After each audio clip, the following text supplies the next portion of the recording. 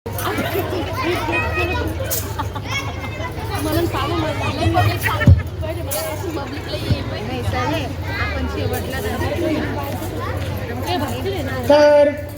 सगळ्यात पहिले सगळ्यांना माझा मानाचा, आदराचा, स्वाभिमानाचा, निळा, कडक, क्रांतिकारी जय भीम. आवाज नाही आला बरं का? येते एवढे लोक आहेत पण एकाचा पण आवाज नाही आला. जय भीम.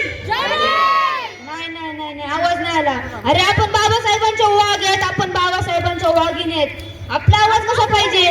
आपला आवाज ऐकल्यावर मनुवादी हदरले पाहिजे, हदरले. जय भीम. हा जोश तुमच्यामध्ये पाहिजे. न हाती घेता तलवार बुद्ध राज्य करी जगावर. अखिल विश्वाला शांतीचा, करुणेचा आणि अहिंसेचा संदेश देणारे ते महाकारुणिक तथागत भगवान गौतम बुद्ध. बुद्ध धम्म संघ या तीन रत्नांची तुम्हा जाणीव करून देणारे या भारतीय राज्य घटनेचे शिल्पकार बोधिसत्व डॉक्टर बाबासाहेब आंबेडकर. जातीपेक्षा मातीवर प्रेम करा. काय? जातीपेक्षा मातीवर प्रेम करा असा महान संदेश देणारे ते छत्रपती शिवाजी महाराज. गुलामगिरीच्या या चिखलात काही ऋतून बसलाय रावत. गुलामगिरीच्या या चिखलात काही ऋतून बसलाय रावत. अंगत झाडून निघ बाहेर. कर गुलामगिरीवर वार, कर गुलामगिरीवर वार, कर गुलामगिरीवर वार असा महान संदेश देणारे ते सम्राट अण्णाभाऊ साठे. विद्येविना मती गेली, मती विना नीती गेली, नीती विना गती गेली, गती विना विद्ये गेले. एवढे अनर्थ एका विद्येने केले असे सांगणारे ते महात्मा ज्योतिबा फुले. माझ्या दाढीत जेवढी केस आहेत, माझ्या दाढीत जेवढी केस आहेत तेवढी मराठ्याची, बुद्धाची मुलं जवरक या मनुवादऱ्यांच्या छातडावर थय्या थय्या नाचणार नाहीत, जवरक मी पायात चप्पल घालणार नाही असे ठणकावून सांगणारे ते कर्मवीर भाऊराव पाटील. अशा या तमाम महापुरुषांना, युगपुरुषांना व महामातांना मी प्रथमतः त्रिवार वंदन करतो. माझे नाव संघर्ष अरुण कांबळे. मला एक सांगा, देव कुठे राहतो? हो बरोबर ऐकलं तुम्ही, देव कुठे राहतो? देव मंदिरात राहतो, बरोबर का? बरोबर. मग मंदिर कुणाच्या हाताखाली आहे? मंदिर पुजारीच्या हाताखाली आहे. पुजारी कुणाच्या हाताखाली आहे? पुजारी ट्रस्टीच्या हाताखाली आहे. ट्रस्टी कुणाच्या हाताखाली आहे? ट्रस्टी राज्य सरकारच्या हाताखाली आहे. राज्य सरकार कुणाच्या हाताखाली आहे? राज्य सरकार केंद्र सरकारच्या हाताखाली आहे. केंद्र सरकार कुणाच्या हाताखाली आहे? केंद्र सरकार संसदेच्या हाताखाली आहे. संसद कुणाच्या हाताखाली आहे? संसद राष्ट्रपतीच्या हाताखाली आहे. आणि राष्ट्रपती कुणाच्या हाताखाली आहे? राष्ट्रपती संविधानाच्या हाताखाली आहे. आणि मलाच नाही तर अख्ख्या जगाला दिसतंय संविधान कुणाच्या हातात आहे? भारतरत्न डॉक्टर बाबासाहेब आंबेडकरांच्या हातात आहे. This is the power of doctor Babasaheb Ambedkar. हे होते डॉक्टर बाबासाहेब आंबेडकर. हवा वेगाने नव्हती, हवेपेक्षाही त्यांचा वेग होता. हवा वेगाने नव्हती, हवेपेक्षाही त्यांचा वेग होता असा रामजी बाबा चाले. अरे भारतीय राज्य घटनेचे शिल्पकार तुमचा आमचा बाप हा लाखात एक नाही, जगात एक नाही, पुन्हा विश्वात एक होता, विश्वात एक होता, विश्वात एक होता. आज आपण इथे जे काही आहोत, आपण घातलेली चांगली चांगली कपडे, आपल्याकडे असणारी धन दौलत संपत्ती, हे सगळं डॉक्टर बाबासाहेब आंबेडकरांमुळे. कारण की त्या बापाने त्या काळात स्वतःच्या रक्ताचं पाणी केलं म्हणून आज ही अंगावर कपडे आली आहेत, आज ही धन दौलत संपत्ती आली आहे. त्या काळात धर्माचा मुकुट एक झाला होता.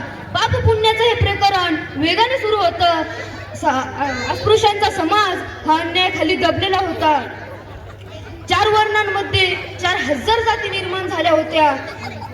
माणसांपेक्षा दगड धोंड्यांना जास्त किंमत मिळाली होती. अस्पृश्यांच्या अंगावर खोडे आलेले होते. त्यांना खायला भाकर मिळत नव्हती तर पियायला पाणी मिळत नव्हते. आणि अस्पृश्यांची अशी परिस्थिती असताना याच अस्पृश्य समाजामध्ये 14 एप्रिल 1891 रोजी त्या मध्य प्रदेशातील महू या गावी एका मुलाचा जन्म झाला. आणि तोच मुलगा पुढे चालून या भारतीय राज्यघटनेचा शिल्पकार ठरला. आणि तो मुलगा दुसरा तिसरा कोण नसून तो मुलगा म्हणजे डॉक्टर बाबासाहेब आंबेडकर. काही जण म्हणतात की डॉक्टर बाबासाहेब आंबेडकर म्हणजे कोण आणि त्यांनी काय केलं.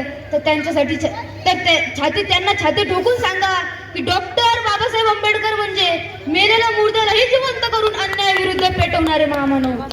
डॉक्टर बाबासाहेब आंबेडकर म्हणजे या देशात झालेल्या जातीयतेच्या कॅन्सरला चरा कापून या वळवळणाऱ्या सळसळणाऱ्या जातीवादी किड्यांना मुक्त करणारे महामानव होते.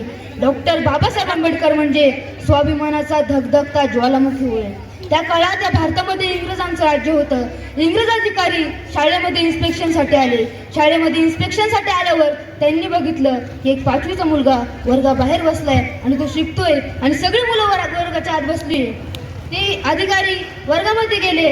वर्गामध्ये मुलांना प्रश्न विचारले पण एकाही मुलाला उत्तर आलं नाही. आणि हर एका प्रश्नामागे तो मुंबऱ्याबाहेर बसलेला विद्यार्थी, तो वर्गाबाहेर बसलेला विद्यार्थी हात वरी करत होता. हे बघून अधिकारी शिक्षकांना म्हणाले, अहो तुमच्या शाळेची लाज या वर्गाबाहेर बसलेल्या विद्यार्थ्यांनी राखली. वर्गामधल्या एकाही मुलाला उत्तर येत नाही. त्यांनी त्या मुलाला त्याचे नाव विचारले. तो मुलगा म्हणाला, मी भीमराव आंबेडकर, मी भिवा. हे म्हणल्यावर त्यांनी त्याला ते त्याला म्हणाले की बाळा तू सगळ्या प्रश्नांची बरोबर उत्तर दिली, तुला शेवटचा प्रश्न विचारू का? भिवा म्हणाला, काय हरकत नाही साहेब, विचारा की.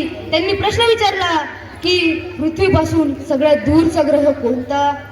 भिवाला काय उत्तर आलं नाही. भिवाने मान खाली घातली, त्याच्या डोळ्यात अश्रू आले आणि तो म्हणाला, पृथ्वीपासून सर्वात दूरचा ग्रह कोणता मला माहित नाही, पण माझ्यासाठी त्या वर्गातल्या कोपऱ्यावर ठेवलेला तो माठ हा सगळ्यात दूरचा ग्रह आहे. कारण की तेव्हा त्यांना पाणी पिण्याची सुद्धा परवानगी नव्हती, अधिकार नव्हता. त्यांना अस्पृश्य म्हणून हिणवलं जायचं. जेव्हा 6-7 वर्षाचा तेव्हा शाळेमध्ये जायचा, दुपारी कटक्यात भाजून नेलेली भाकरी ही उन्हामुळे कडक व्हायची. ती खाताना घशामध्ये टोचायचं आणि सपाटून ताण लागायची. पण तो भिवा त्या माठाकडे टाट पाहत उभं राहिला पण पाणी पिऊ शकला नाही, कारण की त्याला अस्पृश्य म्हणून हिणवलं जायचं. आणि तोच भिवा पुढे चालून या भारतीय राज्यघटनेचा शिल्पकार बनतो. तोच भिवा पुढे चालून हे भारताचे संविधान लिहितो. ही गोष्ट काही सोपी नाही, हा इतिहास काही सोपा नाही, आपण कधी नाही विसरलं पाहिजे. दलितांची तलवार होऊन गेले, अन्यायाविरुद्ध प्रहार होऊन गेले. दलितांची तलवार होऊन गेले, अन्यायाविरुद्ध प्रहार होऊन गेले. होते ते गरीबच पण या जगाची कोहिनूर होऊन गेले. वर्गाच्या बाहेर बसून सुद्धा, उमऱ्याच्या बाहेर बसून सुद्धा या भारताचे संविधान लिहून गेले, या भारताचे संविधान लिहून गेले, या भारताचे संविधान लिहून गेले. साहेब मला एक सांगा, लग्न झाल्यावर 2 भावांना एकत्र राहायला जमत नाही. लग्न झाल्यावर 2 भावांनी एकत्र राहायला जमत नाही. पण या भारतात 29 राज्य आहेत, 10 धर्म आहेत, 7,500 जाती आहेत, 3,000 भाषा आहेत, हजारो संस्कृती आहेत, पंथ आहेत, 136 कोटी लोकसंख्या आहे. आणि गेल्या 74-75 वर्षापासून या सर्वांना एकत्र घालून ठेवणारा हा आपला भारतीय संविधान आहे. आणि संविधान निर्मिती डॉक्टर बाबासाहेब आंबेडकर आहे. तुम्ही इथे सगळे बसलेले आहात, तुम्ही कोणत्या जातीचे असाल, धर्माचे असाल, पंथाचे असाल, त्याच्याशी काही घेणं नाही.